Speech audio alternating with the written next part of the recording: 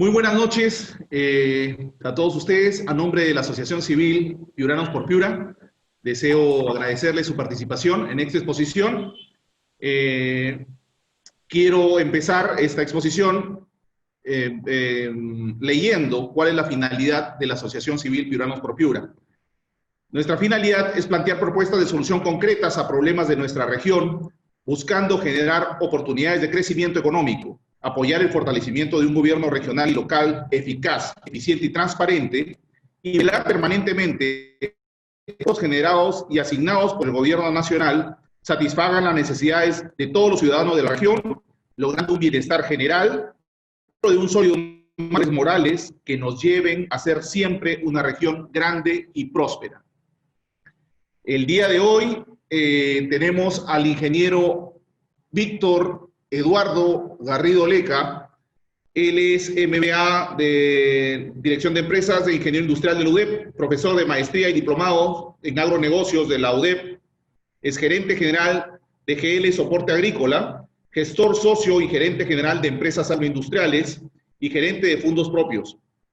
Además es docente en los cursos de posgrado de las especialidades en agronegocios desde el 2004 a la fecha y docente de la maestría de agronegocios de la Universidad de Piura y ve temas de actualidad de los agronegocios a nivel mundial. Estimado Víctor, agradecemos tu participación y los micrófonos son tuyos. Muchas gracias, Jorge. Gracias a todos los que están presentes. Bueno, me pidieron que analizar un poco el sector de agricultura y el enfoque que le quiero dar a esta presentación es ¿sí me escuchan, no? Sí. ¿Ya? Es primero ver el macro global, luego aterrizar algo en Perú y en Piura, ver rápidamente, porque bueno, también formo parte con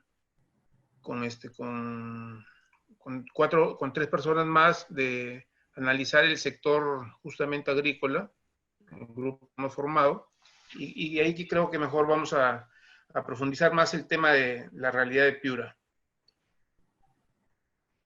Víctor, te invito a compartir pantalla, por favor, para poder ver tu presentación. Ah, ya, ok. Espera un ratito. Lo compartí, a ver, un ratito.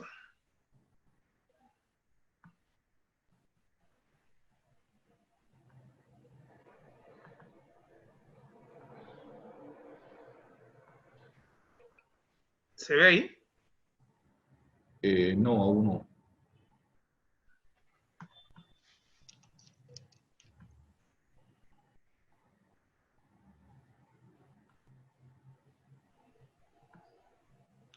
A ver. ¿Qué pasó?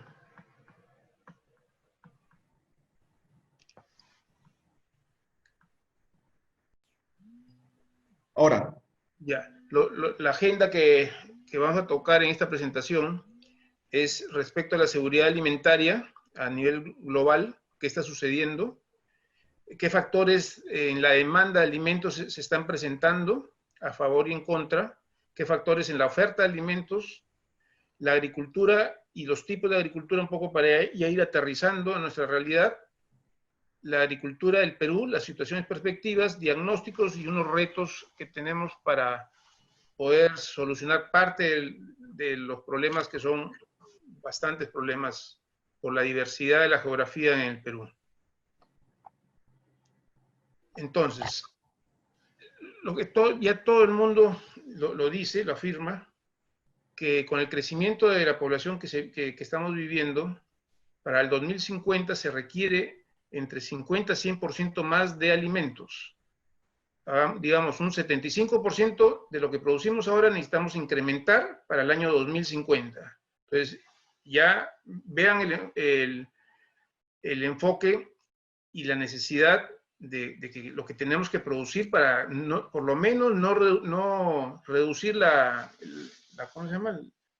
El problema de alimentos en el mundo, que ya los tenemos ahora. Entonces, no solamente es cuestión de áreas, es un error que se tiene mucho, al menos en la agricultura, que creen que por tener 100, 1000 hectáreas van a ganar mucha plata. No, hay que ser eficientes, como en todo caso. Entonces,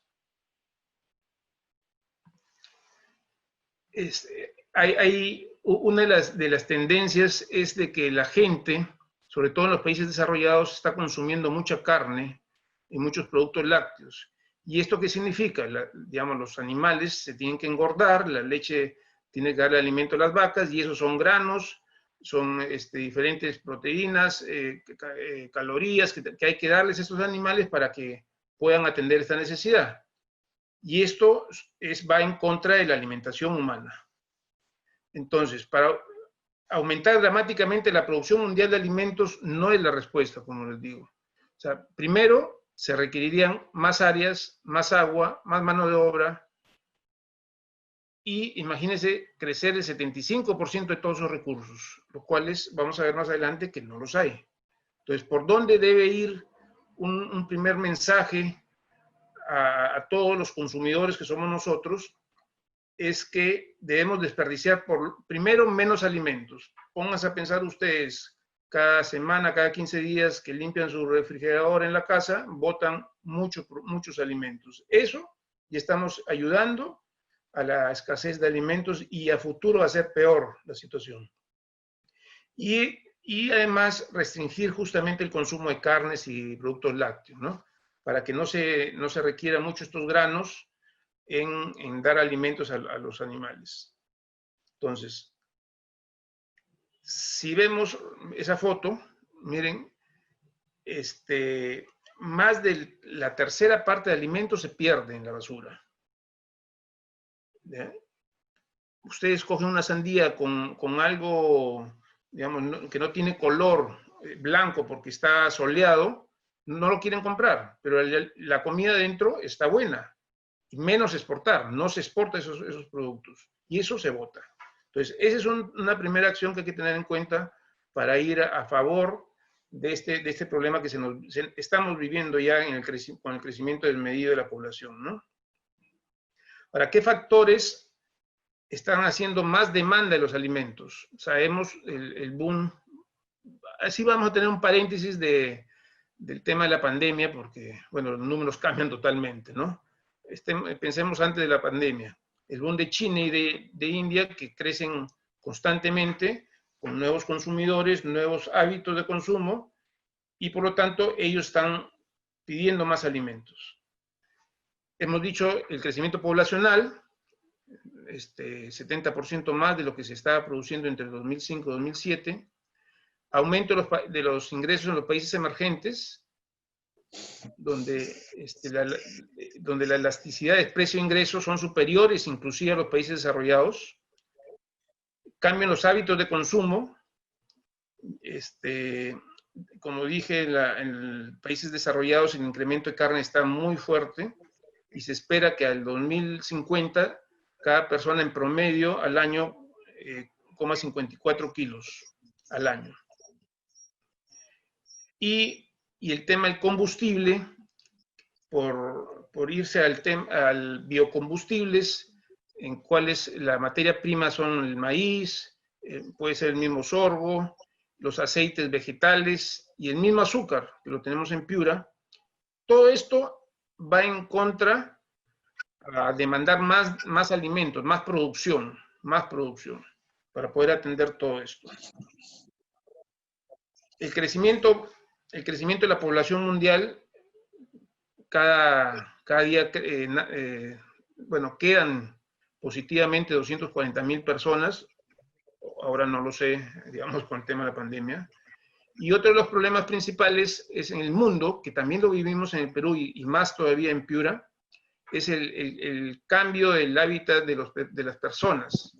En el 70 el 37% era urbana, y ahora se estima que al 2030 sea el 60%.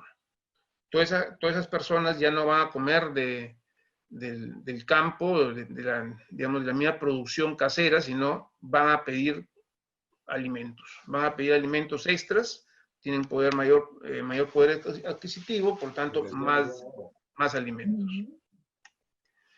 1 de cada 6 personas tienen hambre crónica en el mundo. Más o menos estamos hablando de 800 millones de personas en el mundo que tienen hambre crónica. Piensen un ratito del 2050. Si no vamos a ese ritmo que lo requiere, es decir, producir 70% más, esto va a volar. De cada 100 millones, uno de cada seis niños ya tienen un peso inferior al normal. ¿Y que esto qué significa? Que es un retraso de crecimiento, tanto crecimiento en físico como mental. Entonces, es una gran preocupación, miren lo que se nos puede venir. En el gráfico a la izquierda, vemos que donde más está creciendo es en la zona asiática. 6 de cada 10 personas están en la zona asiática.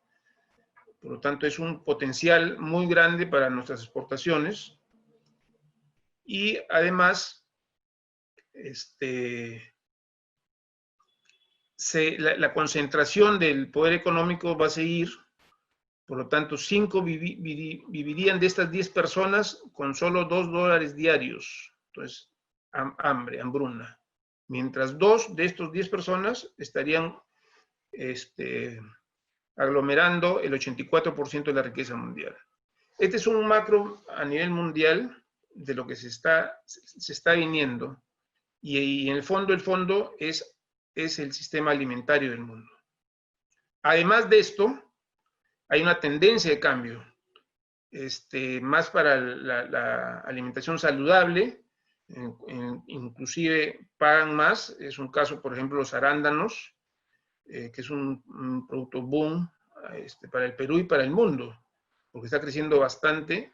Nadie pensaba que iban a poder pagar, a pesar de que están reduciéndose los precios por kilo, pero igual es un producto muy caro y se está pagando,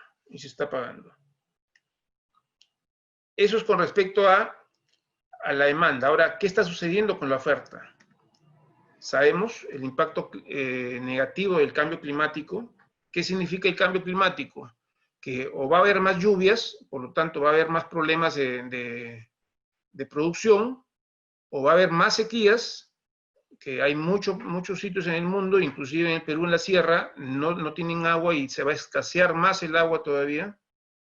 Entonces, y para el caso de nosotros que estamos en una zona subtropical, tropical, estos extremos se van a dar con mayor frecuencia.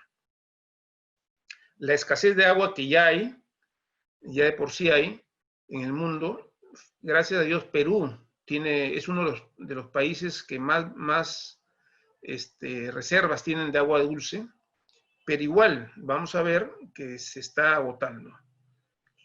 Luego, el tema de los suelos por degradación. A nivel mundial, el África está totalmente degradado por las sequías, ya no se puede cultivar. En zonas de Argentina igual.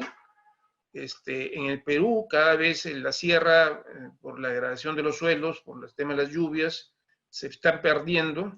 Inclusive, aparte de la degradación de las áreas, no hay disponibilidad en algunas zonas, como es el caso de Piura. Luego, la tecnología en los alimentos puede traer a ciertos riesgos por el cambio se está hablando ahora de carne hecha en laboratorio, algunos productos modificados genéticamente, por toda esta la desesperación de poder atender en este periodo que se nos viene hasta el 2050, puede traer riesgos a la salud humana. Y todo esto, ¿qué trae? Un escenario de mucha incertidumbre por el alto riesgo que se ve en este sector. Esto es a nivel mundial. Entonces, en el agua, que para mí es el factor más crítico en todo el mundo, inclusive en Perú y Piura, miren, de los 330 millones de hectáreas que se cultivan en el mundo bajo riego, porque son 1.600 más o menos millones, incluyendo el secano. Les comento, cuando se habla de tierras con cultivos de secano, solamente se siembran cuando hay lluvia, nada más. Se riegan solo cuando hay lluvia. Hay dos opciones, ¿no? O secanos o bajo riego. estos 330 millones representan el 20% del área total y atienden el 40% de la necesidad. Entonces, toda esta área de 330 millones de hectáreas atienden el 40% de la necesidad de alimentos, por lo tanto, como uno diría, por acá es donde tengo que aumentar mi producción para poder incrementar ese 70-75% que me pide la humanidad, para poder atender y por lo menos mantener el tema de seguridad alimentaria, lo cual es una tarea muy difícil, complicada por todos los factores que hemos visto anteriormente. Pero además, solamente estos 330 millones están consumiéndose el 70% del agua disponible. Entonces solamente nos queda para tomar 30% nada más. Entonces, como ven, el escenario mundial para la seguridad alimentaria es muy crítica. Un mapa rápido. Perú no está ajeno a esta realidad del estrés hídrico. Si ven ahí, Perú no está en el más del 80% digamos, de probabilidad de que entre el estrés hídrico, pero sí está entre 40 y 80. ¿Por qué?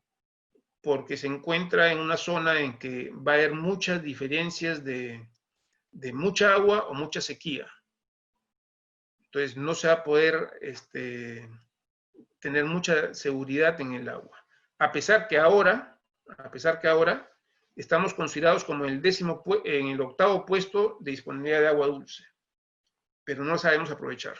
Sabemos ya el problema que tenemos. Entonces tenemos agua, se nos vienen cambios climáticos muy fuertes, sobre todo en la parte de la sierra, de todo, que vamos a ver que es donde hay más donde hay más área para cultivar, por lo que se torna más crítico en el Perú. Ahora vamos a ver ya aterrizar lo que es la agricultura. Es decir, esa actividad humana que, usando diferentes recursos, procesos, el objetivo principal es producir alimentos de origen vegetal. Frutas, verduras, hortalizas, cereales, entre otros. Entonces, esta es la base de cómo asegurar esa falta de alimentos que se prevé en el mundo. Un poco para entender el tipo de agricultura, hay diferentes tipos de agricultura en función de algunos criterios. Por ejemplo, en función de la dependencia del agua, puede ser por secano o de riego. De riego me refiero a ya sea gravedad, ya sea riego tecnificado, y secano es solo lluvias. En función de la magnitud de la producción en mercado, es la agricultura de subsistencia, que es aquella que se produce solo para comer la misma familia o los vecinos. Y de mercado es que la parte o la mayor parte de la producción se vende. Luego, según el método de trabajo y el objetivo, es el tradicional y la moderna. En la tradicional encontramos, ahora que se está utilizando mucho el término agricultura familiar, la cual yo no la entiendo todavía porque como que a veces incluyen a la pequeña y mediana empresa ahí cuando la agricultura familiar bien clara está definido por la FAO como aquella que sirve para cubrir las necesidades de la familia y que la mano de obra es solo la familia directa, la familia. Entonces, una persona que tenga 5 o 10 hectáreas con cultivos de alta necesidad de mano de obra, como son los que se requieren ahora, no va a poder hacerlo con su familia. Entonces, pero como que la consideran ahí dentro de ese globo. Por eso yo he preferido separarla. Y la moderna, que es la que conocemos ahora, con mucha tecnología, busca economías de escala y mira el mercado. Principalmente mira el mercado. No solamente es para consumo propio, porque todo lo venden, prácticamente todo se vende, por lo tanto su mirada principal es el mercado. Y según la productividad y utilización de recursos de producción está la intensiva y la extensiva. Ahí podemos ver una foto extensiva. Imagínense, para hacerles un caso, el costo de maíz en Argentina, que si un agricultor te puede sembrar 9.000, 10.000 hectáreas, es de $200, $220 la tonelada. y acá en Perú no te baja de 800, de 900 dólares la tonelada. ¿Por qué? Porque es todo extensivo, todo tecnología, inclusive con agua y lluvia. Y la intensiva es lo que es una nueva línea que es, pensemos en los invernaderos, en poca área, pero con mucha tecnología, mucha inversión de capital, se obtienen muy altas producciones. Nosotros vamos a quedarnos, yo creo, para nuestra realidad de la agricultura es según el método y objetivo, es decir, la tradicional y la moderna. Además de este tipo de agricultura, también hay unas agriculturas orgánicas, ecológicas, biodinámicas, que va con el tema de la sostenibilidad del medio ambiente, porque se está trayendo está yendo muy en contra con los usos de los químicos, el boom de los años verdes, que para producir se metía mucho químico, ahora con los transgénicos, todo para producir más, pero al final están matando el suelo e inclusive daño a la salud que ya se han dado los resultados, ¿no? Por eso está regresando todo, inclusive hay una agricultura en las zonas europeas natural, o sea, no hacen nada, simplemente lo que salga y lo que dé. Pero bueno, ya son cosas extremas y si vamos a ir por ahí, no vamos a poder cubrir nosotros la necesidad del mundo. Y miren, ya con lo nuevo, la agricultura informática, la robótica, el smart, todo computarizado, que la idea es reducir la necesidad de la mano de obra en ciertos cultivos. Y esto ya hay en Perú, ¿eh? Inclusive, robots no necesariamente, pero ya se está trabajando mucho los drones, fumigándose, haciendo fotografías de dron para ver qué fertilización hay, todos los sistemas de riego, y es una gran satisfacción nosotros en Piura.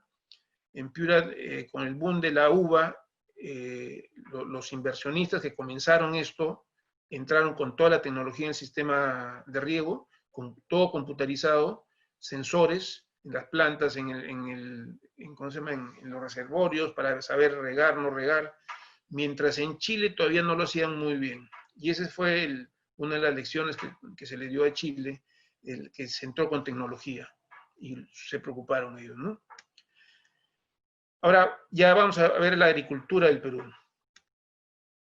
No sé si alguien cuando viajaba a Lima veían los extensos arenales desiertos en la parte de Trujillo, pasando Trujillo, y ahora todo es verde, ¿no? Y en Piura, sin ir muy lejos, igual, toda la zona de Coquícola, toda el medio Piura, serían unas lomas blancas, ahora todo es verde, por la nueva agricultura que está en todo el mundo, ¿no? A ver, una de las cosas complejas para la agricultura peruana es la diversidad de zonas ecológicas que proporcionan diferentes riquezas, pero también desafíos. No es lo mismo sembrar en la costa, no es lo mismo sembrar en la sierra y menos en la selva donde llueve casi todo el año, con otro tipo de suelos, o sea, toda una diversidad de situaciones en el cual vamos a ir analizando más adelante. ¿Y dónde está concentrada la población? 57% en la costa. Miren, dónde hay más área disponible de los 1.285, de los 1.2 millones de kilómetros cuadrados que tiene el Perú. El 59% es selva, le sigue la sierra con 31% y el costa solamente es el 11%. O sea, donde estamos haciendo agricultura moderna, con alta tecnología, es en la zona donde hay menos disponibilidad.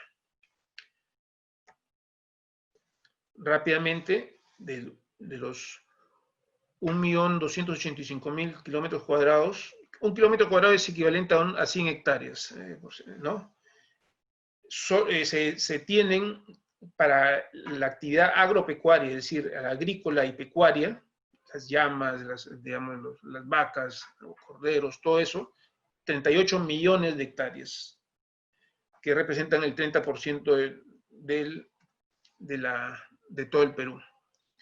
Pero miren, vean el 2012, por favor, la columna 2012. La superficie agropecuaria es 38 millones, de los cuales solamente para agrícolas sirven 7 millones, que no es nada poco.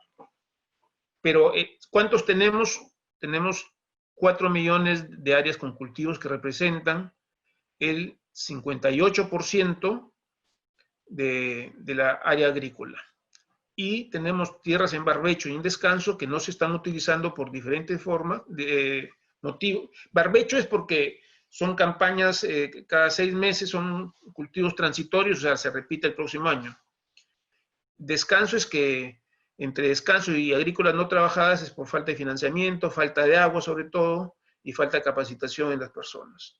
Entonces, ya vamos reduciendo nuestro margen a 4 millones de hectáreas. Aquí es otra preocupación que tenemos, pero he visto, miren, en Chile, en Israel, no es muy diferente la propiedad, me ha llamado la atención, que dice que entre el 5.9, a ver, perdón, sí, 5.9% son unidades agrícolas de menor a 5 hectáreas. Vean el 2012. Entre 5 y 10 hectáreas es el 3.7% en cuanto al área. Y la mayor cantidad de hectáreas, 50 hectáreas a más, representa el 80% de la superficie. Ustedes dirán, ¿tantas empresas grandes hay? No, esto básicamente son las comunidades campesinas que son propietarias y donde tienen el 95% de esa área. ¿De acuerdo? Ya regresando más solamente a las superficies, ahí vemos el promedio de las de menos de 5 hectáreas es 1.1 hectáreas por persona, por unidad agrícola. Ese es el promedio. Y si ven de 50 más, es 92 hectáreas por unidad agrícola. Entonces, aquí ¿qué nos está diciendo? Que estamos muy fragmentados y a medida que van pasando las generaciones se fragmenta más, porque las parcelas se van dividiendo entre los hijos, que ese es uno de los problemas que se tiene en muchas partes del Perú, y acá en Piura lo vemos en San Lorenzo. El promedio de San Lorenzo era 14, 15 hectáreas, ahora el promedio está entre 5 y 6 hectáreas. Es por las generaciones nuevas que se van repartiendo. Un resumen rápido de qué tenemos como datos, como ratios en el Perú. De la superficie agrícola total, es decir, de los 7.13 millones de hectáreas, el 36% está en bajo riego. O sea, 2.58 millones de hectáreas están bajo riego. El resto es secano. El decir que es secano es ojalá que llueva. Ojalá que llueva, ¿no? Y dentro de esta superficie bajo riego y con cultivo de 1.81 millones de hectáreas, 1.59 está con gravedad y solo 12% está con río tecnificado. Un comparativo con Chile, el Chile tiene el 45% con río tecnificado. En el área de cultivo, ¿Cuántos productores agropecuarios existen? 2.26 millones de productores agropecuarios. Miren la sierra, 64% está en la sierra. En la selva el 20% y en la costa el 15%. Miren el potencial que estamos dejando en la selva y en la sierra.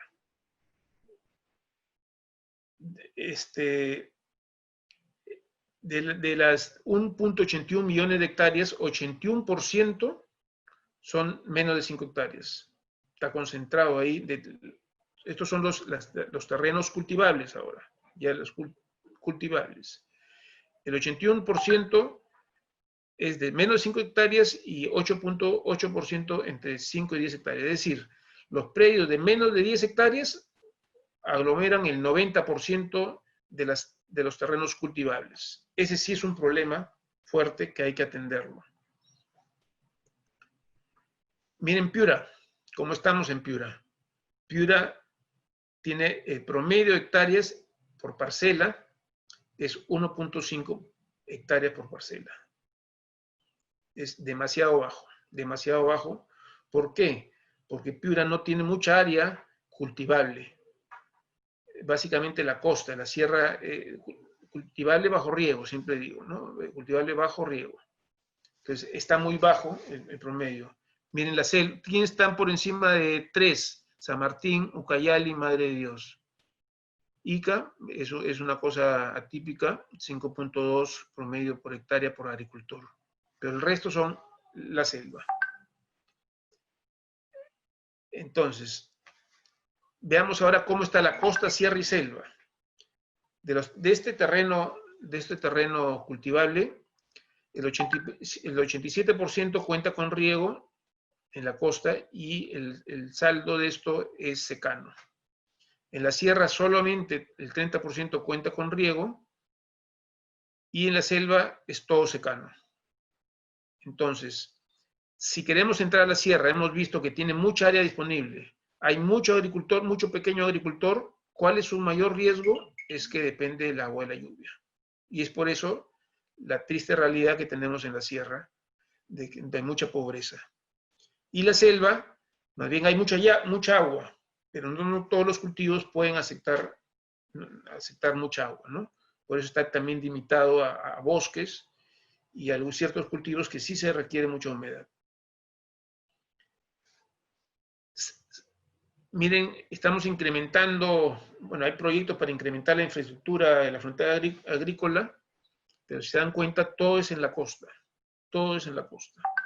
Estamos viendo más o menos son 280.000 nuevas hectáreas bajo riego, y en principio deberían ser con riego tecnificado. Eso debería ser lo ideal. Al menos la experiencia de Olmos es así, todo es con riego tecnificado. Chavimochi, la primera y segunda etapa, todo es con riego tecnificado, salvo el valle. Y bueno, Majes 1 también es con riego tecnificado. Entonces, por ahí ojalá que se logren estos proyectos anhelados, pero ya sabemos nuestra experiencia con el Alto Piura que lo vemos cada vez más lejos, ¿no?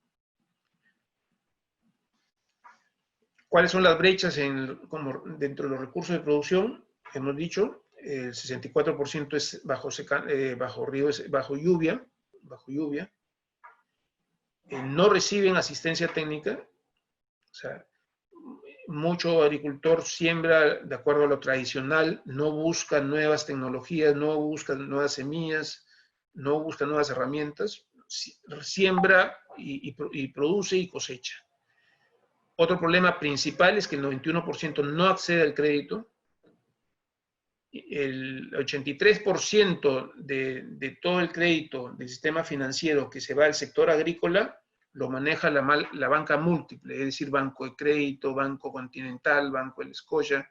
¿Ustedes creen que eso en ese monto va a ir a la sierra a prestarlo a esos agricultores de menos de 5 hectáreas, que es el 80%? Está clarísimo que no. Entonces, es un gran problema.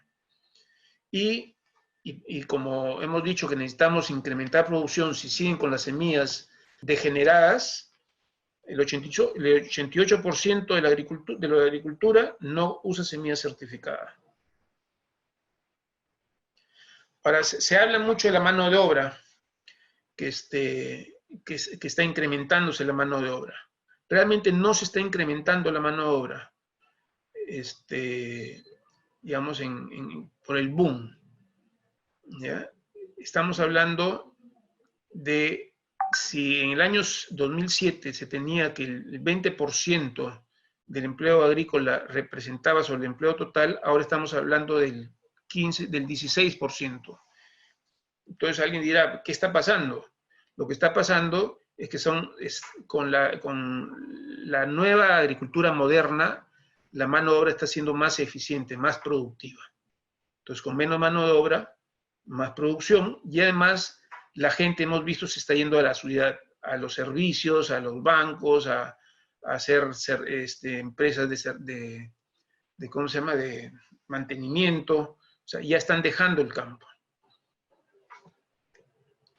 Si vemos, miren, la productividad de la mano de obra, si bien es cierto, 4 millones de personas el sector agrícola requiere 4 millones de 16, eso quiere decir de 10 trabajadores o de 16 trabajadores, 4 trabajadores son del sector agropecuario, no solamente agrícola. Es decir, el 25% de la masa laboral del Perú está dedicado a la agricultura, ganadería, caza y silvicultura.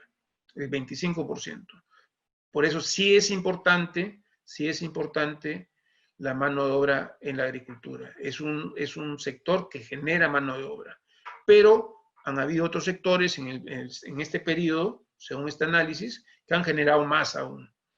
Pero sigue siendo el 25% que da mano de obra en el PIB del Perú. ¿Y a qué se debe todo este cambio, todo este boom de la agricultura, no solamente que se escucha en el Perú, sino en todo el mundo?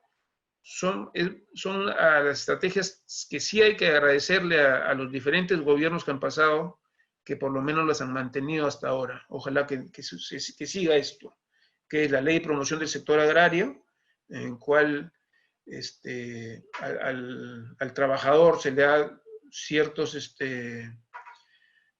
digamos, se le dan más beneficios, pero no como en un régimen normal. Incentivos tributarios para inversiones, promoción de cooperativas, en fin. ¿Qué se ha logrado? Además, la apertura del mercado. Ya actualmente estamos llegando a 2.500 millones de nuevos compradores que tenemos ahora, con toda la apertura, con todos los tratados de libre comercio que se han logrado. Y eso lo ha hecho el Estado, con ayuda del privado, lógicamente. Pero muy, muy importante la tarea de SENASA y PROMPERÚ y el Ministerio de Relaciones Comerciales, lo cual no hay que quitarle y agradecerle eso al Estado, ¿no? Miren, esto es el Estado. Son 35 oficinas comerciales alrededor del mundo, y en todo el mundo,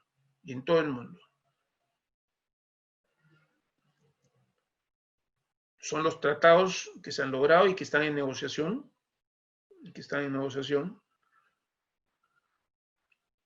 Y si vemos en el tiempo, antes hablábamos en los 90, mango y espárrago. Entre el 2000 y 2010, cítricos y a uva comenzó el palta, alcachofa, pero lo que debemos de ver, ¿qué vamos a hacer luego?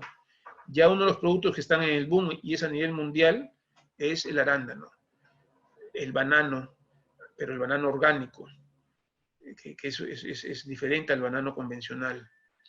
Pero lo más importante es que debemos ver todos esos nuevos productos que dan en la sierra y en la selva, que es la pitahaya, el aguaymanto, el mismo higo, la maracuyá, digamos, en fin, y los procesados. Hacia eso debemos de buscar para mantener este crecimiento exportador, porque digamos, los mercados, el tipo de arándano comenzó exportándose a $16 el kilo, ahora está en $6 el kilo. Entonces, hay que ser eficientes o buscar nuevos productos, ¿no? Sobre todo, un ejemplo muy claro es Damper, que todo el subproducto o el descarte lo aprovecha en darle valor agregado y está teniendo muy buenos resultados. Está dentro de su cartera de productos, los productos procesados está incrementándose más de los otros. Damper es un gran ejemplo, y Virú también. Lo cual, por ejemplo, Camposol no es. Camposol tiene otra estrategia. Y en números, miren, el 2000 exportábamos 620 millones de agrícolas y ahora estamos hablando de 7.000 millones, y la idea es que el 2021 ojalá que lleguemos a los 10.000 millones de dólares. ¿Y dónde ha sido el crecimiento? Está claro que es en las no tradicionales, frutas, verduras, hortalizas. No en el algodón, que ya desapareció, no en el café, es el principal producto que se obtiene en el Perú, pero no ha crecido mucho las producciones, las exportaciones. Rápidamente vemos solamente para ver la curva es creciente, ¿no? Y si vemos las columnas, miren el 2000 versus el 2018. El agropecuario era 9% y ahora es 14%. Entonces, ese es el mayor peso que está teniendo el agropecuario y es el segundo. Primero, lógicamente, la minería, pero el segundo es el agropecuario ahora. Bueno, y principalmente son las frutas. Vamos un poquito a avanzar. Otra de las cosas que hemos logrado con este apoyo del Estado y sobre todo el riesgo asumido por la empresa privada es la posición de muchos productos que tenemos ya a nivel mundial. Somos primeros en espárrago y quinoa, somos segundos ya en arándano, en paltas y nueces de Brasil, como exportadores. Y yo creo que este año pasamos a ser primero como exportador de arándano, dejando ya a Chile atrás. En uvas, mango. Aquí en el tercero faltó banano, el banano orgánico. Palmitos en cuarto puesto, y en fin. O sea, estamos rankeados ya a nivel mundial. Ya somos reconocidos a nivel mundial. Vamos a ver el diagnóstico. El diagnóstico general de la agricultura de Perú es el siguiente. Si bien es cierto que estamos creciendo a un buen ritmo, en promedio 3.3% al año en cuanto al valor agregado, además tiene un 11% que participa en el PBI. Si vemos las estadísticas, hablan de 5 o 6%, pero si se considera todo el vínculo de este sector con los servicios, tanto integración para arriba como para abajo, estamos hablando del 11%. O sea, en vez de 6% que salen en las estadísticas, pero si se hace un análisis de los otros sectores que están relacionados a esto, es el 11%, o sea, no es el 6%. Entonces, debemos hablar con propiedad en decir 11%. Chile participa con 14%, es decir, le da más valor a los servicios complementarios. Tiene más diferencia dentro de lo estadístico normal y este nuevo ratio que incluye. Chile se ve que hay mayor valor agregado. En eso hay que apuntar. Y debido al crecimiento más rápido de otros sectores, sobre todo servicios, en relación con la agricultura, la participación de este sector en la economía general ha disminuido, pero permanece aún alto en comparación con nuestros vecinos, más no así con los países en desarrollo, en países desarrollados. Y hemos visto que tiene una participación de 1 a cada 4 puestos de trabajo.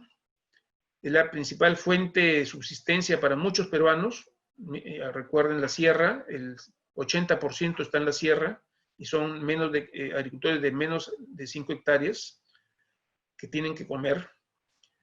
La agricultura brinda un camino efectivo para salir de la pobreza, en el sentido de que el crecimiento proveniente de la agricultura tiene un impacto mayor en la reducción de pobreza que el que genera otros sectores. Y eso se ha visto en las zonas de agroexportación tipo Piura, tipo Ica, tipo La Libertad, que el porcentaje de pobreza ha disminuido notablemente. Y eso ha sido generado por la agroindustria. El crecimiento agrícola ayuda a diversificar la economía y reduce la dependencia de industrias extractivas no renovables. Y además debería jugar un rol crítico en la mitigación del cambio climático, sobre todo en la selva, que hay mucha deforestación ilegal por la mina ilegal o por el carbón, por la madera, pudiéndose hacer agricultura y reducir y mitigar esta deforestación, ¿no?, en la selva. Si analizamos ahora la productividad de nuestra agricultura,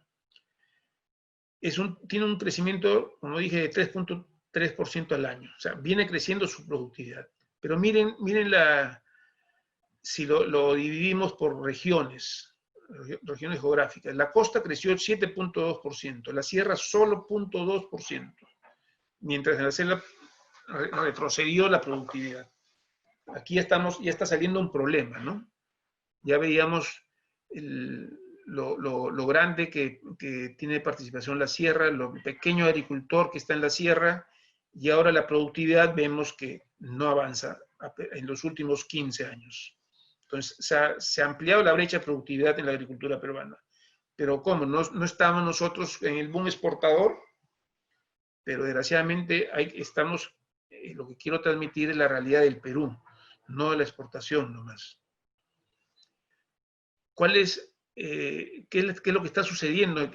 ¿Por qué esa productividad, por qué esos ratios de productividad que hemos visto? Claro, en la costa ha crecido mucho, impulsado por las nuevas áreas de alto valor, de cultivos de alto valor. Estamos hablando de una inversión de un arándano de $80,000 por hectárea, de una uva de $60,000 por hectárea, ya de un palto de repente de $20,000 por hectárea, versus un maíz que son $1,000 por hectárea, versus un arroz que son $1,500 por hectárea, ¿no? Entonces, el haberse dirigido a esos productos de alto valor es lo que ha ocasionado la mejora, ha ocasionado y ha exigido la mejora de la productividad. Y la sustitución, inclusive en Piura está bajando el área de arroz, para bueno de todos nosotros, por nuevos cultivos, ¿no? Tipo banano, de mayor valor, pero no tan alto como los de los grandes estrellas tipo uva, arándano y palta. ¿Qué ha pasado en la sierra? Ha crecido definitivamente en menos proporción. El mayor uso de mano de obra, tanto familiar como contratada, hecha que puede reflejar la falta de oportunidades fuera del sector agrícola en la región. ¿Qué quiere decir esto?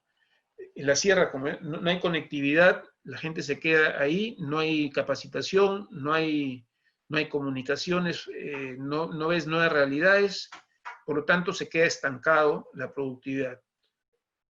Y el hecho de que el tamaño de la unidad agropecuaria promedio en la sierra sea tan pequeño, significa que las oportunidades de los trabajadores agrícolas son muy limitadas, muy limitadas. O sea, no tienen la capacidad económica por el tema de economías de escala para buscar capacitación, tecnología. Pues esa es la realidad de nuestra agricultura en la sierra. Y en la selva ha crecido algo por el aumento relativo bajo de la productividad en las zonas deforestadas, sobre todo con cultivos que sí han podido ingresar como palma aceitera, la renovación del cacao, la renovación de cafés. La selva ahí ha mejorado algo, pero hay mucho por hacer. Hemos visto que la selva es la parte más grande que tenemos de disponibilidad de agua y la segunda en tierras.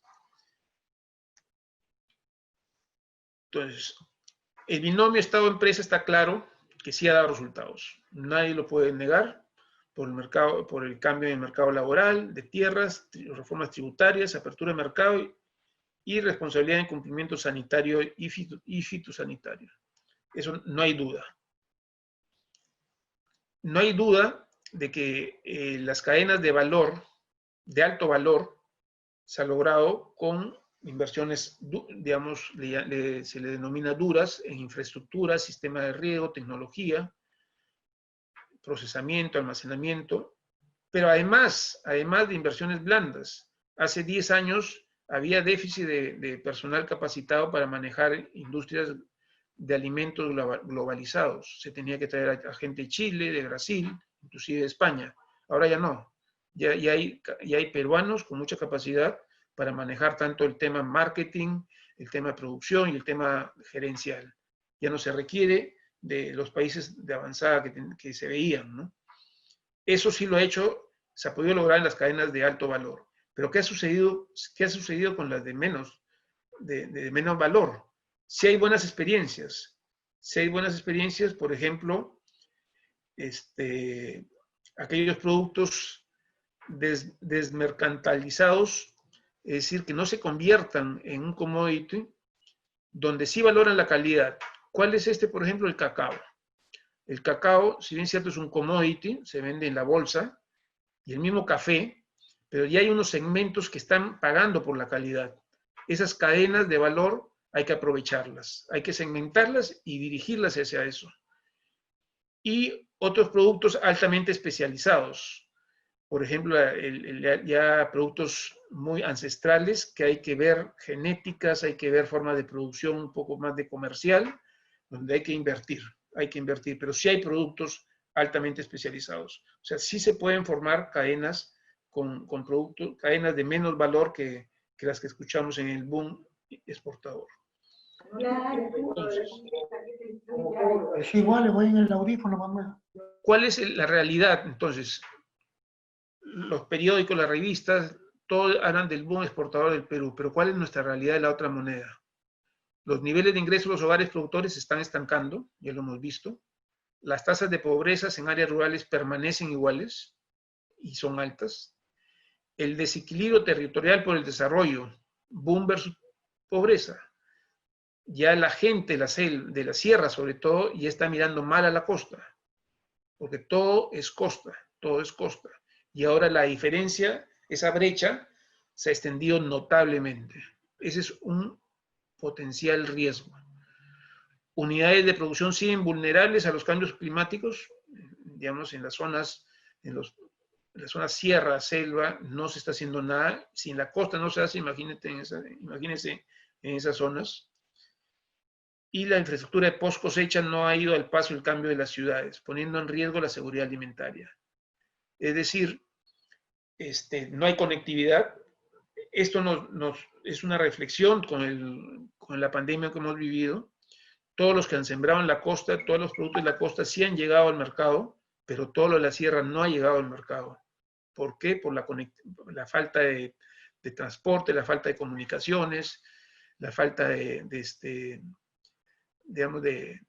apoyo para que puedan traer sus productos a la sierra. Entonces, si bien es cierto, la pequeña agricultura alimenta el Perú, pero si no hay esa conectividad, va a ser más difícil cada vez que se logre. Y lo hemos vivido en la pandemia. Uno cree que la agricultura no ha sufrido, sí ha sufrido. La exportación no, casi no. Pero la de la pequeña agricultura de la sierra ha sufrido demasiado. No tienen para hacer la nueva campaña. Y el gobierno no está haciendo nada. ¿Y cuáles son los retos para la agricultura?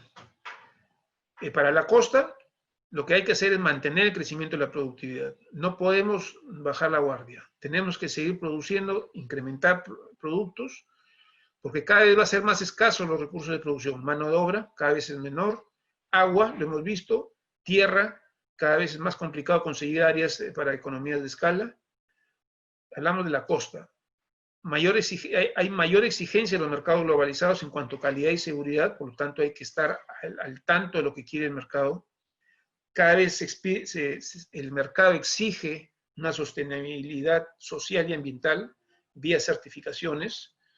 Ya ahora, antiguamente se hablaba de 1 a 2 certificaciones. Ahora una empresa puede tener 12 a 14 certificaciones, dependiendo del mercado que va. Y eso cuesta. No cuesta solamente el tenerla, sino el mantenerla. Y en la costa, uno de los problemas que hay que ver, y yo creo que es lo que nos toca en Piura, es la inclusión de los pequeños y medianos productores en este desarrollo del sector exportador. Es una tarea, es un reto grande para la costa y en especial Piura, que la brecha está incrementándose más. Y en la sierra, bueno, en la sierra hay mucho que hacer. Y básicamente la sierra y la selva es lo mismo. Es impulsar la productividad de los productos actuales y de nuevos. Ya lo hemos visto, ¿no? Rápidamente, paso a esta, porque creo que es la más importante y es donde ya debe jugar un rol ya no solamente el productor y el Estado, sino la academia. Porque no podemos dar una ley para todo el Perú, no podemos dar una ley para toda la sierra, tipo sierra y selva. No, cada región de la sierra, norte, centro, sur, son totalmente distintos. Y para lo que se necesita, diferente tipo de investigación, de capacitación, son diferentes culturas. Entonces, si la academia no se une a este binomio que ya dio resultados muy buenos, no vamos a avanzar realmente en nuestra agricultura peruana, solamente va a ser la costeña.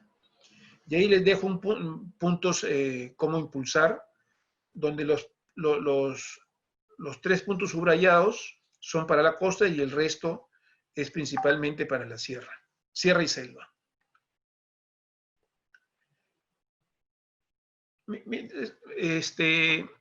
Para terminar, porque ya lo de Piura yo creo que lo vamos a dejar con el grupo de trabajo que tenemos, pero más o menos la idea era darle un enfoque general, global. Interesante estos dos comentarios que hizo la gerente general de Damper. Los agroexportadores no debemos comoditizar, se dijo anteriormente, los productos, sino más bien el desafío es posicionarlos adecuadamente en aquellos mercados que aprecian su alto valor agregado. Eso nos falta, alto valor agregado. Darle valor no solamente al producto, sino también a los descartes. La mecanización y automatización de los procesos es algo que está presente y se vendrá con fuerza en los próximos años. Es importante destinar un porcentaje de nuestro presupuesto para el desarrollo y adaptación de estas tecnologías. Y es aquí donde entra en ambos, está la academia. Por lo tanto, señores, lo que suena todo es el boom, pero tenemos mucho por hacer en nuestra agricultura. Prefiero dejarlo ahí para las preguntas.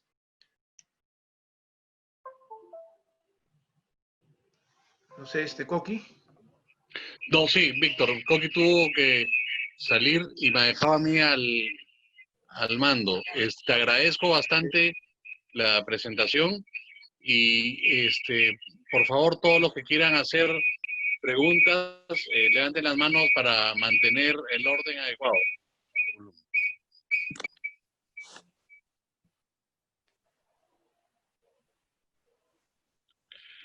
Rosa Augusta, creo que tú querías hacer alguna pregunta. Sí, yo quiero hacer una pregunta. Hola, Víctor, buenas noches, ¿cómo estás? ¿Cómo estás? ¿Qué tal? ¿Qué tal, Rosa Augusta? Yo tengo una pregunta que en realidad va muy de la mano con uno de los puntos importantes que tú has tocado, que es el tema de la inclusión de pequeños agricultores y medianos agricultores en el tema de la globalización para básicamente exportar. Es ahí en realidad donde vamos a poder conseguir, digamos, algunos precios importantes, ¿no? Porque el mercado interno básicamente se abastece de lo que vienen a ser los descartes de las grandes compañías. Yo he tenido la oportunidad de ver en los años que estuve en banco que grandes agricultores de la zona sur se han consorciado, básicamente los exportadores, ¿no? Tienes consorcios fruteros y de cierta manera este consorcio ha ayudado primero a poder abastecer a mercados grandes como China, Estados Unidos, y luego les ha ayudado a poder conseguir precios atractivos. ¿Tú cómo ves desde el punto de vista en Piura o en la zona norte el tema de que se pueda realizar o llegar a poder formar consorcios? Porque desde mi punto de vista, creería, no sé, de repente estoy equivocada, creería que debe ser la única manera que se va a poder conseguir cosas importantes. Sí, efectivamente, hay buenos ejemplos en el sur, sobre todo en el sur, ¿no? Y comenzaron con la palta y ahora están manejando el mercado de muchos productos de todos esos socios que tenían para la palta, ¿no? Es el CPF, por ejemplo, es un caso que ya exporta 120 millones de dólares, ya maneja 120 millones de dólares. Acá en Piura, no sé, nos falta algo, como siempre, ¿no? Creemos saber todo, no nos gusta. Todavía estamos acostumbrados a lo antiguo de que el dueño hace la venta, hace la gerencia, la gestión. Muy difícil que otra persona entre. Si bien es cierto, acá hay empresas grandes tipo Ecoacuícola, Rapel, es porque ya tienen otro enfoque de gestión. Pero los medianos, los pequeños agricultores es bien difícil, mucha desconfianza existe. Y no hay que decir del pequeño. Podemos ver muchas asociaciones, pero solamente en palabra, no es de gestión, solamente es palabra que como consiguen un precio adicional, ya se inscriben como socios, pero no es la asociatividad del cooperativismo que debe existir, que sí hay ejemplos en Europa de pequeños agricultores que sí realmente son cooperativas eficientes de mercado y de gestión. Acá no se ve eso, no se... Entonces, por eso es mucho, el tema es capacitarlos, yo creo que con el ejemplo del banano orgánico, donde sí hay asociaciones muy eficientes, se tiene que ir viendo ya el cambio, ¿no? El cambio. Pero si no hay apoyo de parte de la misma empresa, yo creo que aquí juega un rol muy importante las empresas grandes, porque por experiencia, gente que ha trabajado ahí y que sus papás tienen pequeñas parcelas, ya van con el chip nuevo a exigirle a su papá que cambie. Pero el papá, como ya es mayor, bien difícil es. Pero ya algo le pasa al papá y ya entran a los muchachos y como que ya comienzan porque ya han trabajado en las empresas exportadoras. Entonces, ese cambio hay que aprovecharlo, ¿no? Ese cambio de generación. Sí, sin duda. De repente, sí podría entender que en el caso de los pequeños agricultores sí va a ser más difícil, porque ahí te vas a encontrar con un segundo parámetro que viene a ser el tema educación, ¿no? Entonces, un pequeño agricultor que tiene unas 5 o 7 hectáreas, difícilmente, como bien lo dices tú, son muy desconfiados y no van a entender el tema de un consorcio. Pero si de repente nos enfocamos y podemos hacer como un mapeo de medianos agricultores, ¿no? Podríamos partir de, no sé, por poner un ejemplo y soltar un número, ¿no? De los medianos que empiezan desde 50 hectáreas hasta 200 hectáreas, ¿no? Porque definitivamente ya los grandes, hoy por hoy, o ya están consorciados, cuando hablas de Coacuícola y Rapel, ya están consorciados, o ya tienen sus clientes en estos países desarrollados, clientes de bastante tiempo, ¿no? Entonces, lo que nos está faltando es mirar, creería en una primera etapa medianos, para luego poder pasar a los pequeños, ¿no? Entonces, yo no he visto en todos los años que que he financiado agricultura, no he visto, digamos, ningún consorcio de norte. He visto consorcios grandes como el que tú dices, CPF, que ya inclusive hasta están delegando la parte de logística. Este consorcio ya creó una empresa de logística que ya se está encargando de los servicios de exportación, de los servicios de compras, de lo que necesitan los agricultores, y lógicamente esta asociatividad les permite también conseguir buenos precios de cara a los proveedores. Entonces están siendo mucho más eficientes porque están obteniendo costos bajos y están obteniendo altos precios en la venta. Entonces, de repente quizás una idea sería empezar a mapear quiénes podrían ser los medianos y plantearles el tema, y de repente, si es que nosotros queremos un poco saber cómo podría funcionar un consorcio, podríamos pedirle, no sé, de repente una ayuda a Eugenio Oliveira, que es el gerente general de Consorcio Peruano de Frutas, que nos cuente un poco cómo funciona un consorcio, y para tratar de armar algo de medianos, ¿no? Porque hoy Consorcio Peruano de Frutas es de grandes productores. Pero mira, perdón, Rosamelia, Augusta. Perdón, el consorcio CPF son de medianos, hablamos de 20 hectáreas a 40, 50 hectáreas, no más, ¿ah? No, pero son los que iniciaron. Pero hoy ya no te permiten nuevos ingresos porque ya con los que tienen, ya, claro.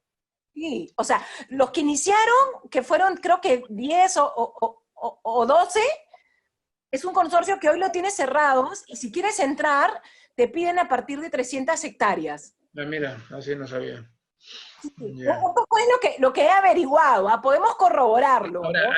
Ahí trabaja Rafael Barragán. No, ahí trabaja Claudio, pero Claudio trabaja Claudio. La parte de calidad. Claudio ve calidad de campos, ¿no? Entonces, pero yo conozco al gerente general, le podríamos Sería bueno, ¿no? Sería bueno. Un día que nos haga una charla y que nos cuente cómo funciona un consorcio, ¿no? ¿Cómo iniciaron, digamos? Porque de hecho que han tenido algunos problemas de repente, ¿no? Sin duda, tienen que haberlos tenido, y como te digo, ya ellos hoy, hace un par de años o 3 años, ya están en una etapa mucho más avanzada, porque ya formaron la empresa de logística. Entonces, Sí. hoy venden de manera consorciada y compran de manera consorciada. Entonces, están teniendo un éxito, digamos, bastante bueno, porque por los dos lados están yendo a ganador, ¿no?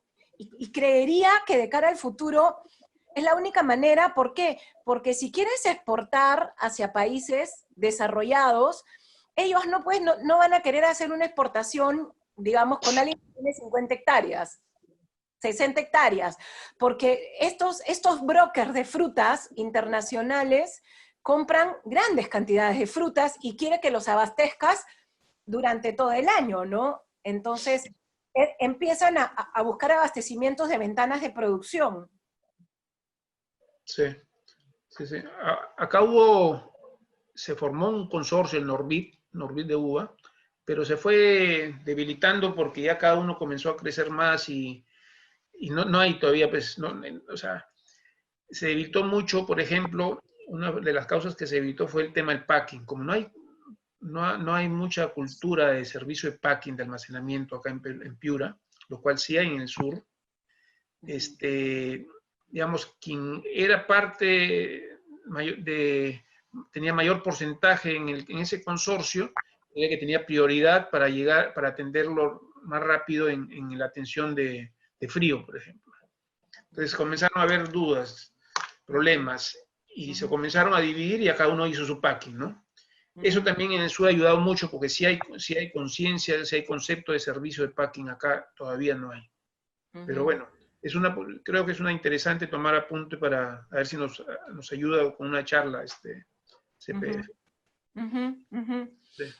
Le voy a pedir a Eugenio, que es el esposo de Paola, Alejo, de Paola Guillén. Ah, perfecto. Le voy a pedir a ver cuándo nos puede regalar una charla para que nos cuente un poco cómo funciona un consorcio. Claro. ¿No? Bueno. Entonces, hay que ver qué ideas podemos sacar y qué ideas podemos tomar, porque creería que podría ser la única manera en la cual vas a poder desarrollar la mediana agricultura, ¿no? Sí.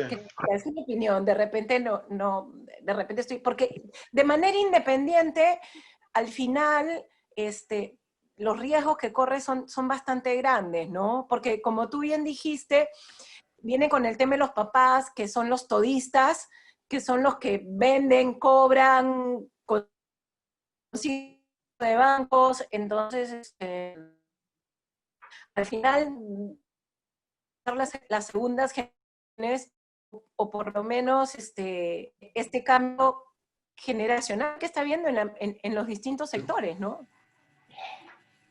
La globalización nos está obligando a esto. Obligándolos, ¿eh? Sí. Exacto. A ver, Guillermo, creo que también tiene algunas preguntas. Guillermo Blanto. Guillermo, por favor. Gracias, Alejo. Gracias, Víctor, por la charla. Ha estado muy interesante.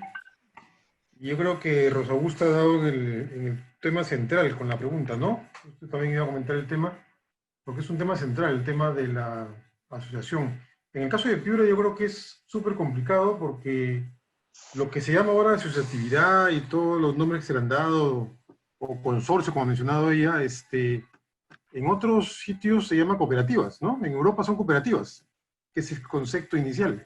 Lo que pasa es que en Piura es una mala palabra la cooperativa, porque Piura fue el epicentro casi de la reforma agraria y donde las cooperativas fueron un fracaso total, ¿no? Entonces hablar de cooperativas en el agro piurano es una mala palabra. Pero en realidad eso es lo que funciona en Europa. La cooperativa Mondragón en el País Vasco es una empresa impresionante, ¿no? Que comenzó en el agro, y las cooperativas en Alemania, todas funcionan a través de cooperativas, no solamente de producción, sino de comercialización, de servicio técnico, en fin, una serie de cosas. ¿Cómo solucionar? A mí me parece muy interesante traer a alguien, como ha mencionado ella, Rosa Augusta, para que nos ilustre cómo es que comenzaron, como dice Víctor, ¿no? Porque es importante. Y uno de los temas, por ejemplo, en Chile y en otras ciudades, de cómo han hecho cambiar el chip al agricultor, es enviándolos a otros sitios, haciendo pasantías. Víctor mencionó algo con los hijos, por ejemplo, de agricultores que trabajan acá en empresas exportadoras, Sí, sí, pero enviar un agricultor fuera y que luego regrese viene con una mentalidad totalmente cambiada, ¿no? Bueno, pero sí, a las ferias sí le está llevando a representantes de las asociaciones de banano, en el caso de banano. Perfecto. Pero mi pregunta era otra. Ya falta, ¿no? Falta mucho ahí. Sí, falta mucho. Mi pregunta más estaba en el tema del agua y en el tema del precio del agua. Uno de los problemas que tenemos para que los pequeños agricultores o medianos incluso elijan bien sus cultivos es el precio del agua, ¿no? El precio del agua en Piura es irrisorio, 0.02 centavos, creo me parece, por metro cúbico. En Chayimochi está 10 veces más el precio, y encima la morosidad es 80, 90%. Entonces, el agricultor cuando siembra arroz en el Bajo Piura, no es que sea un bruto, como dicen, este es un bruto, ¿cómo va a sembrar arroz en una zona que es un hueco, que no tiene drenaje? Bueno, no es que sea un bruto, es súper inteligente, más bien, siembra arroz porque tiene un insumo, el más importante, que es el agua, gratis, casi gratis. Entonces, muy racionalmente siembra arroz, que es increíble sembrar arroz en el desierto, cuando eso se siembra en zonas que llueve mucho, ¿no? Sin embargo, ¿por qué lo hace? Porque tiene todo el agua del Chira que le llega con los canales gratis, casi, porque es súper barata y encima no paga. Entonces mi pregunta concreta es, ¿qué hacer con este tema para que el agricultor, yo estoy seguro que si el agricultor de Bajo Piura, el precio del agua es el precio real y lo obligan a pagar, se pone a buscar cultivos más rentables, más sofisticados para poder cubrir esos costos, ¿no? ¿Qué hacer con eso? ¿Cómo variar esto? ¿Cómo hacer que el agua cueste su precio real y que paguen, ¿no? Sí, dos puntos, Guillermo. Y como una cosa anecdótica, que las empresas de río tecnificado, si están en 2 centavos, por ejemplo, el metro cúbico de agua, las empresas pagan 16 centavos el metro cúbico. O sea, el que es eficiente con el uso del agua, el que invierte para que otros dispongan más agua, tiene que pagar más por el agua. Es la tarifa social, le llaman las juntas de usuarios. Para los pobres agricultores del Bajo Piura o del Chira, principalmente los arroceros, ¿no? Principalmente los arroceros. A mí siempre me gusta analizar, siendo el recurso escaso el agua, cuánto te produce ese metro cúbico de agua. Y vemos que el arroz no te produce, es el que más consume, independientemente que sea arena, que es el caso del Bajo Piura, independientemente que, más que hueco, yo creo que es falta de mantenimiento de drenaje, porque el Valle de Bajo Piura creo que es el único en Piura que tiene el sistema de drenaje perfecto, lo dejó en el Project, perfecto.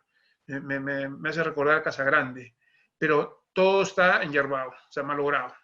Si se limpiara, ese valle inmediatamente se mejoraría, pero no lo hace el agricultor, ¿ya? Entonces, es el tema social. La junta de usuarios son manejados por los arroceros. Ese es el problema. En todo el Perú, la junta de usuarios es manejada por los arroceros. El arroz es el segundo cultivo agrícola, después del café, ¿no? ¿Y quién está atrás del arroz? Los intermediarios, más que los agricultores, son los intermediarios. Entonces, si no se formaliza, que ya han intentado 2 veces, porque todo es informalidad, el sector del arroz es informalidad. Ojalá ahora que ya comenzamos a exportar arroz, ya se vean obligados a formalizar, ojalá que vaya cambiando esto, ¿no? Si seguimos con la informalidad y que los arroceros manejen la junta de usuarios, es bien difícil cambiar la situación actual, ¿no? Yo sí creo, perdona Guillermo y Víctor, yo sí creo que van a estar obligados al cambio los arroceros. Y te lo digo, ¿por qué pienso eso? Hoy por hoy, como tú bien dices, Víctor, todos los arroceros son completamente informales. Pero hoy los arroceros están teniendo el problema que, si bien es cierto, son informales, son los altos portadores de cash a la hora que venden. Y se están viendo con el problema que ya los bancos cada vez más han ido restringiendo los depósitos de todo ese cash. Entonces, los están de cierta manera conminando a formalizarse, creería yo, por 2 puntos. Por el punto de la seguridad, porque cada vez es más inseguro manejar altas cantidades de cash en el bolsillo, y por el tema de la bancarización que los están obligando a tener, dado que hoy por hoy los bancos, si es que tú quieres hacer un abono mayor a 7.500, ya te piden una declaración. Antes era 50.000. Entonces, cada vez más, un poco para ir quitándose la informalidad del país, los bancos se han ido adecuando a cuáles son los parámetros de manejo de dinero cash. Entonces, yo creería que se podría decir que esta informalidad pudiera tener los días contados, ¿no? No sé si 1 año, 2 años, tal vez 5 años, y eso va a empezar a destrabar todo, ¿no? Porque van a estar obligados a bancarizarse. Al bancarizarse van a estar obligados a tributar. Y al tributar van a estar obligados a sincerar costos. Entonces, tarde o temprano van a tener que hacerlo. Como comenté, en Piura está reduciéndose el área del arroz felizmente, y es por la conversión productiva, ¿no? A banano, principalmente a banano. Ahí está jugando un buen rol el Estado con sus planes de negocio o su cambio de los PPP, no, ¿cómo es? Programa de reconversión productiva. Pero hay valles, por ejemplo, el Bajo Piura, que si no le cambias el drenaje, ninguno va a entrar a invertir. O sea, y el Bajo Piura es el caso del tema de drenaje. Nadie va a ir a invertir, ¿no? Por eso no se hace exportación en el Bajo Piura. Se está haciendo a los costados, con agua de pozo. Más cara es el agua de pozo, pero más segura y calidad continua, ¿no? Y continuidad. Bueno, ¿alguna otra pregunta de algún otro miembro del grupo? Yo tengo 4 preguntas, Víctor. ¿Ya? Concretas. Pobre Un poco Víctor. para que me termines para terminar de entender bien la presentación que has hecho. Como hemos visto en tu presentación, las tierras donde hay mayor concentración de grandes dimensiones es la costa y es la selva, sobre todo. Así es. Pero tenemos 2 grandes problemas. En el lado de la costa pertenecen a las comunidades campesinas, casi todas. Correcto.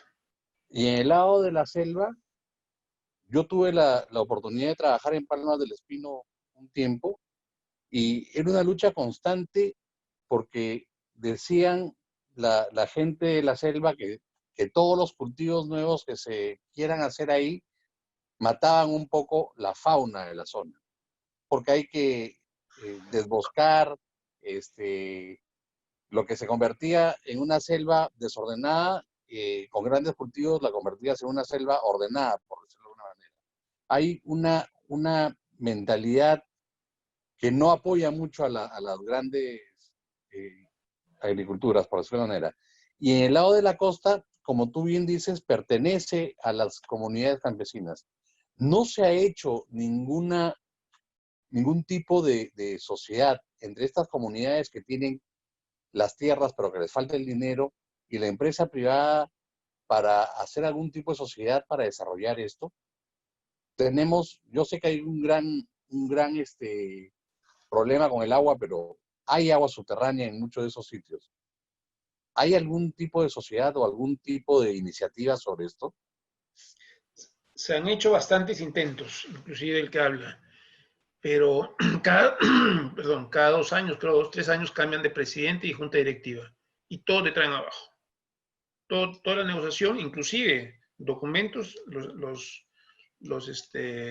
desconocen y traen abajo. Entonces, se tiene que llegar a ver la forma de titular. Hay algunas zonas, por ejemplo, en el caso de la comunidad de Catacaos y de Castilla, que ya están repartidas a asociaciones y con título, ya no es la comunidad, sino es ese grupito. Con eso se puede trabajar, ¿no? Y hay casos ya, o sea, el camino Piura-Chiclayo, todo eso ha sido y ahí Piura-Chiclayo por el peaje, ya por lo menos sembrados hay como 3.000 hectáreas de la comunidad de Catacaos, que se han ido comprándose a los ¿En asociaciones. sociedad con empresa privada o ellos son? No, se compran, no Ya. entran en sociedad, no entran en sociedad.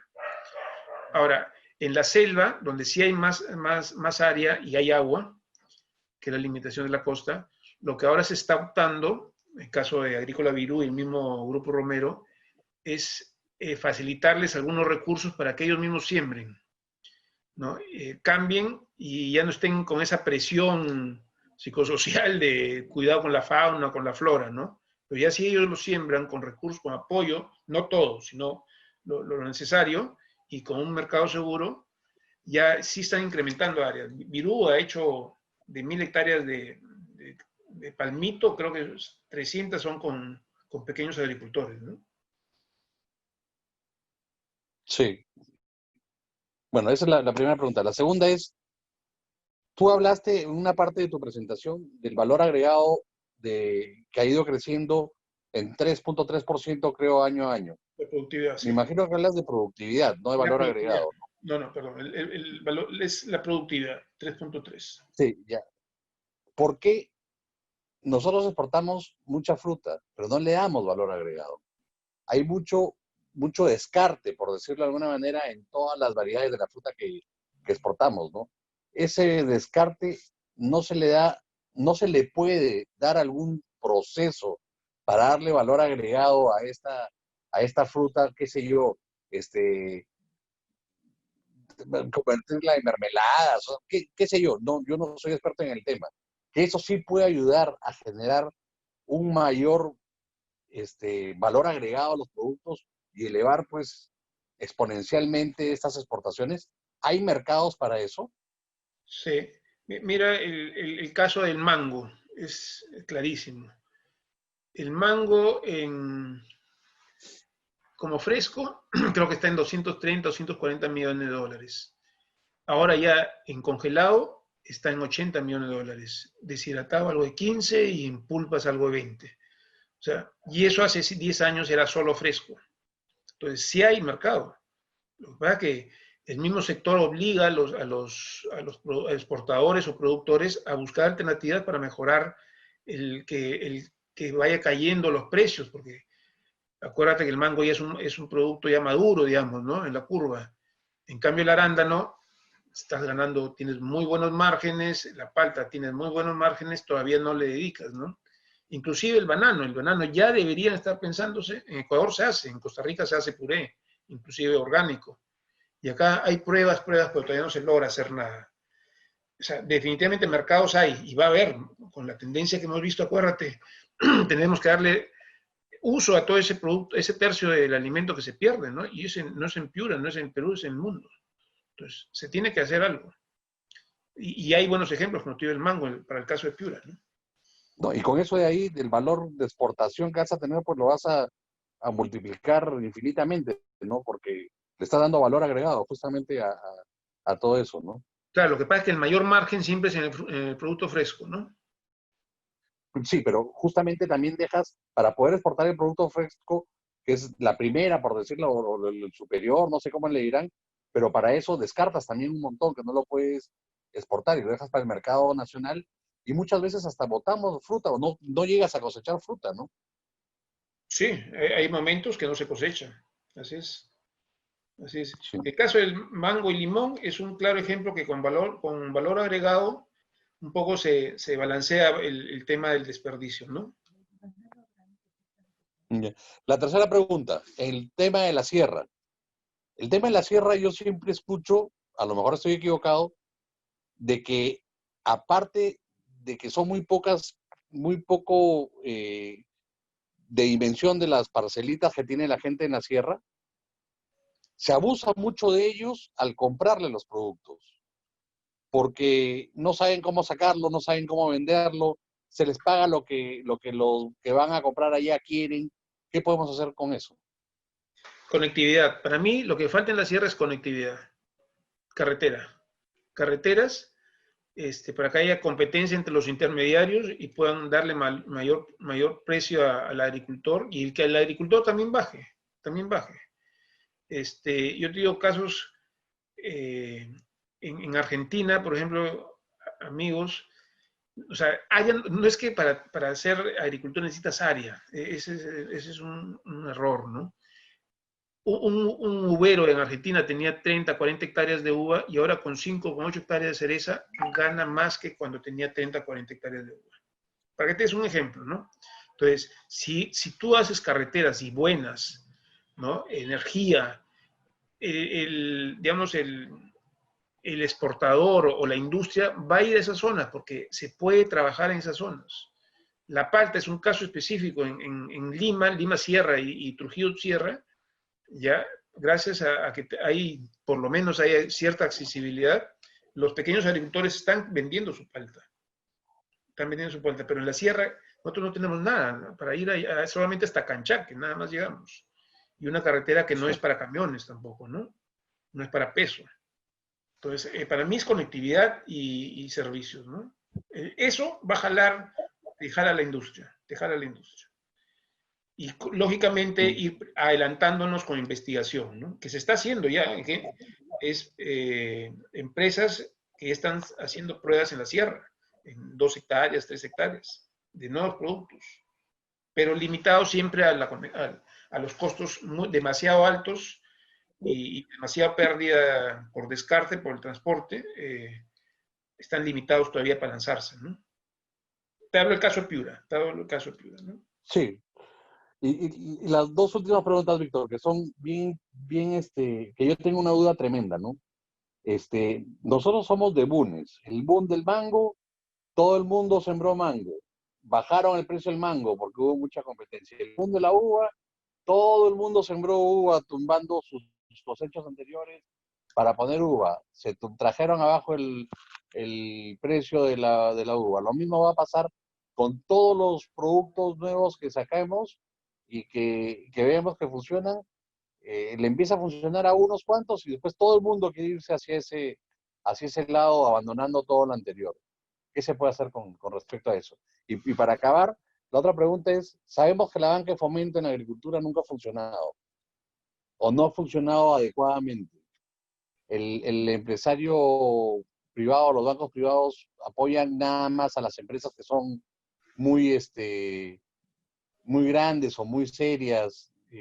¿Cómo podemos ayudar al pequeño agricultor no regalándole el dinero, si es que quieres apoyarlo? Porque, como hemos visto, casi el 91% no tiene acceso a crédito, ¿no? Son dos preguntas que siempre me he planteado. Sí, el tema en la última, que es un poquito más rápida, digamos, quizás no es que sea fácil. Bueno, definitivamente el Estado no está llegando. La agricultura necesita, ¿cuánto eran? Bueno, no me acuerdo. Ahorita el Estado está apoyando, por ejemplo, por el caso de la pandemia, se habla de 200, 300, 600 millones de soles, cuando mínimo el capital de trabajo solamente para los cultivos transitorios se requiere 10.000 millones de soles, mínimo. ¿Qué hacer ahí para no regalarle la plata? Primero es ver la forma de formalizar, más que formalizarlo, de incluirlo en el sistema financiero, sea de una caja, de un banco, y ver la forma de titular sus tierras. Sin ninguna propiedad formal va a ser difícil que alguien preste. Va a tener, o sea, lo único va a ser, el Estado le dará una plata para que sobreviva, pero no para que se desarrolle. Y eso es engañarse, ¿no? Entonces, el tema de la titulación es importantísimo. ¿Que van a perder unos? Sí, van a perder unos porque son flojos, pues ¿qué vamos a hacer? En todos los negocios son así, a veces se gana, a veces se pierde, ¿no? Pero si no hay título y no hay... Para mí, esta pandemia debió ser una oportunidad para inscribir a todos y comenzar por ahí a tenerlos más cerca a toda esta gente que no llega a los bancos porque les cierran la puerta, pero ya por lo menos ya deberían algo hacer, ¿no? Mira, todos los trabajadores ahora ya trabajan con los bancos, sí que son muchos de zonas rurales. Sí. Los trabajadores de las empresas agrícolas, ¿por qué? Porque su sueldo se lo ponen en el banco, ya están obligados. Entonces, ya ahí arranca el carro, ¿no? Ahí arranca el carro. Y respecto al otro de los booms. De los boom, ¿qué hacer para no seguir como borregos? Siempre van a haber borregos. Porque matas el precio, ¿no? Al final haces una sobre oferta y matas precio. El tema, Alejo, lo que pasa es que ya no es tu competidor no es tu vecino del valle. Tu competidor va a ser China, va a ser Sudáfrica, va a ser Colombia, y tú no los conoces qué van a hacer. Entonces, si tú no entras y evalúas tu negocio que puede ser competitivo por un periodo, piénsalo mejor. La agricultura es de alto riesgo, pero también te da mucha plata. Entonces, si vas a pensar como que acá sí siembra, sí va a dar la palta, ya ahora varios están animando a sembrar palta en Piura, lo cual antes hace 2 años, 3 años era una aberración. ¿Por qué? Porque han encontrado un nichito interesante que les está pidiendo palta pequeña. Y además la genética está cambiando muchas costumbres.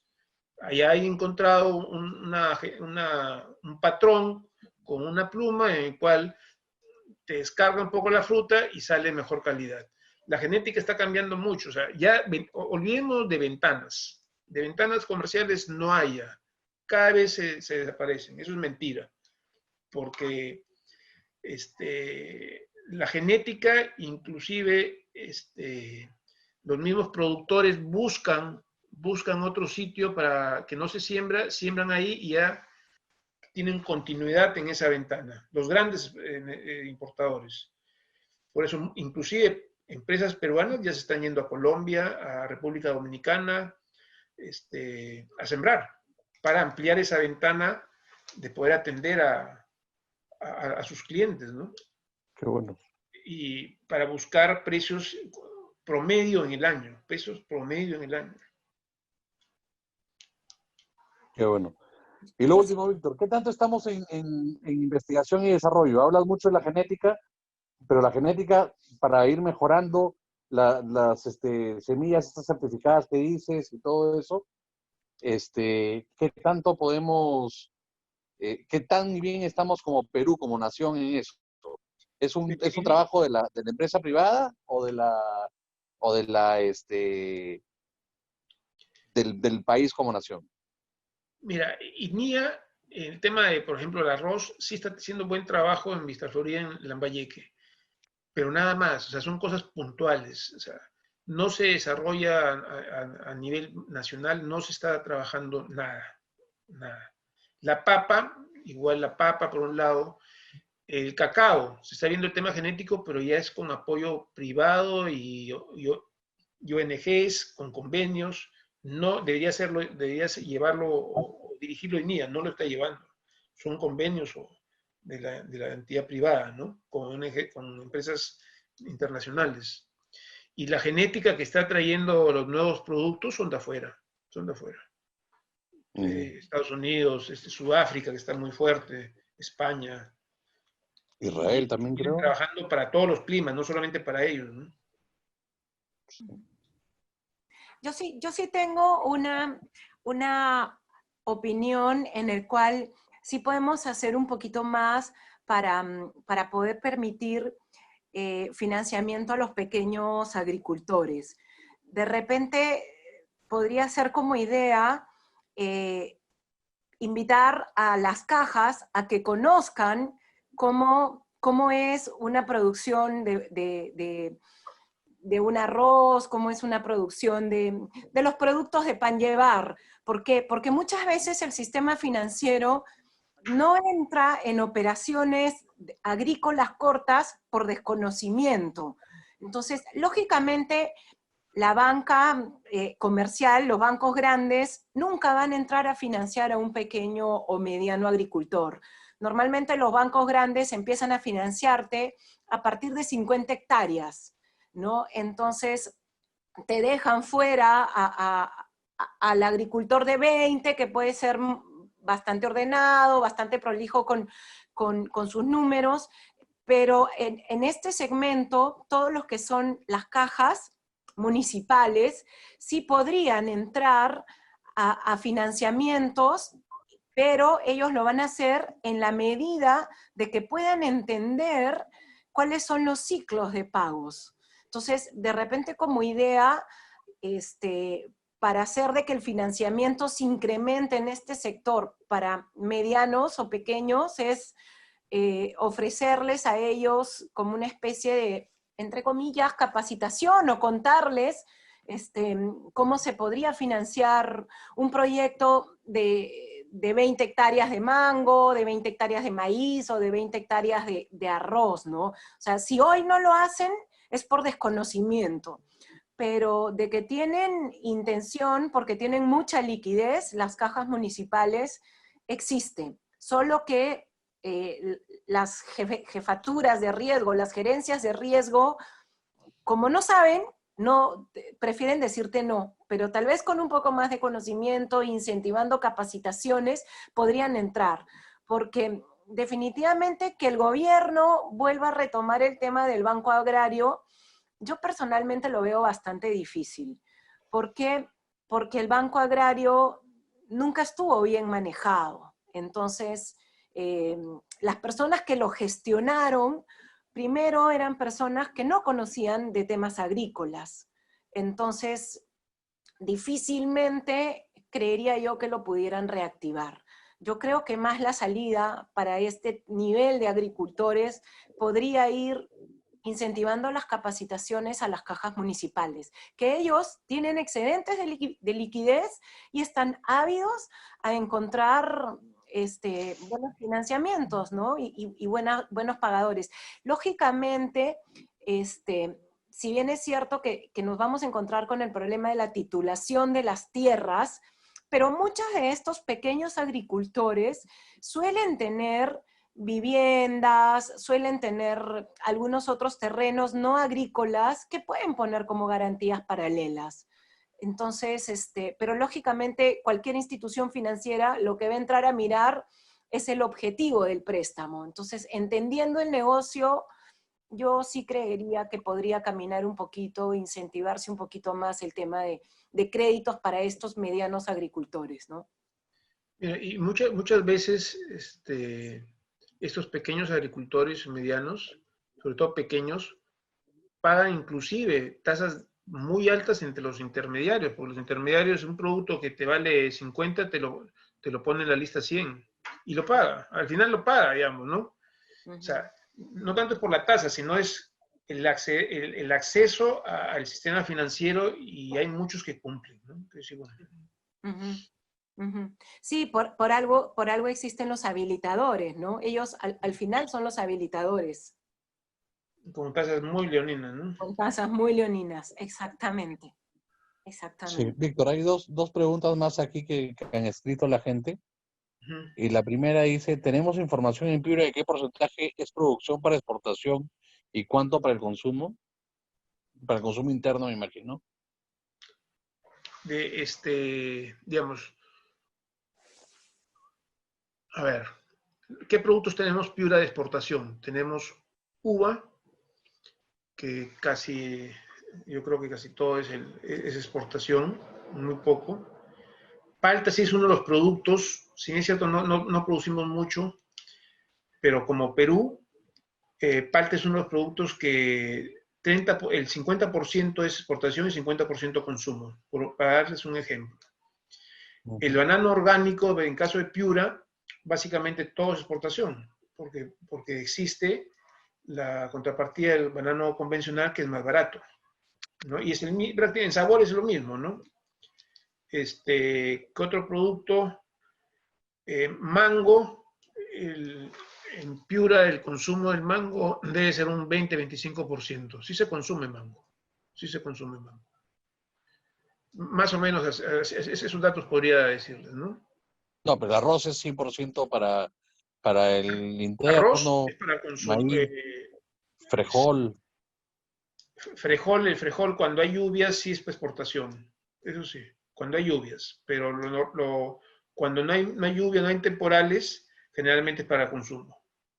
Pero cuando hay lluvias en verano, en la sierra, sí se va para exportación, sobre todo el frijol cauquí, que es fuerte acá en el norte, ¿no? Sí. Sí.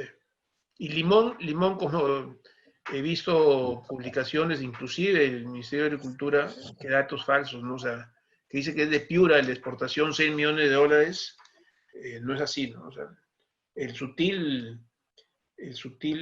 sí se está exportando algo más, pero el que está exportándose mucho más es el Tahití. El sutil será 1,5 millones, que lleva entre 1 y 1,5 millones, lleva hace 4 años, mientras el Tahití ha comenzado hace 4 años y ya está en 4,5, ¿no? Y se va para arriba. El Tahití se va para arriba. Es una Chile alternativa. creo que es uno de los mercados, ¿no? Sí, es una buena alternativa. No están probando, imagínense también el limón, el lemon, el eureka, el amarillo, el medio alargado, que produce mucho Argentina, Brasil, pero en Piura no coge color, no hay ese cambio de temperatura, mientras en Olmos sí está cogiendo color. Vamos a ver, es otra alternativa también, ¿no? En el Bajo Sí. Piura, zonas que hemos hecho pruebas, ahí hay plantación de mandarina y tangelo y coge muy bien el color, el pegado al mar. Pero el tema es la salinidad, ¿no? En el caso del Bajo Piura. Yo creo que el cítrico es una buena alternativa, pero siempre y cuando arreglen el valle en cuanto a la salinidad. Pedro Talledo te dice, muchas gracias, Víctor, muy buena exposición, y te pregunta, ¿cuál es tu opinión de Agrobanco? ¿Ya se desactivó? ¿No estaba cumpliendo su rol? Recuerdo al Banco Agrario, ayudaba a las cooperativas de producción como Amotape y toda esa zona, como el Tambo, Vichayá, La Huaca, Cerro Mocho. ¿No ha habido una buena gestión? Mira, Agrobanco está casi paralizado, ahorita está más que todo de ¿cómo te podría decir?, de apoyo a Agroperú, que es un fondo del Minagri, para diferentes programas. En cuanto a Agrobanco, es muy lenta su atención y es más, con el problema que hubo, que casi el 70% de la cartera de morosos son medianos a grandes exportadores, ahí se equivocaron, ¿no? Y entonces ya el Estado ya no le está apoyando. Prácticamente está parado. Agrobanco está parado y yo creo que si no hay un cambio en cuanto a ver cómo hay esa conectividad con el pequeño y mediano agricultor, no tiene razón de ser ese Agrobanco. COFIDE puede seguir siendo el segundo piso y darle a las cajas más bien para que ellos lleguen más y más fácil a los pequeños y medianos agricultores, ¿no? Sí. Bueno, ¿alguna otra pregunta o ya estamos todos conformes? Víctor, muchas gracias por todo. Parece que no tenemos más preguntas. De verdad que ha sido muy didáctico y conocer un poco más el enfoque que le has dado al inicio. Mira, nunca había entendido de esa manera la parte de la agricultura. Me ha servido muchísimo a mí personalmente. Yo nunca le hubiera dado un enfoque por ese lado, pero verdaderamente muy, muy bueno. Te agradezco bastante, y para los que están presentes todavía, la próxima semana tenemos el día martes al ingeniero Juan Carlos Fadender, que nos va a hablar un poco de se me fue el nombre, del manejo del gobierno y su experiencia en la reconstrucción con cambios en Piura, sobre todo el proyecto del Río Piura, el proyecto integral del Río Piura.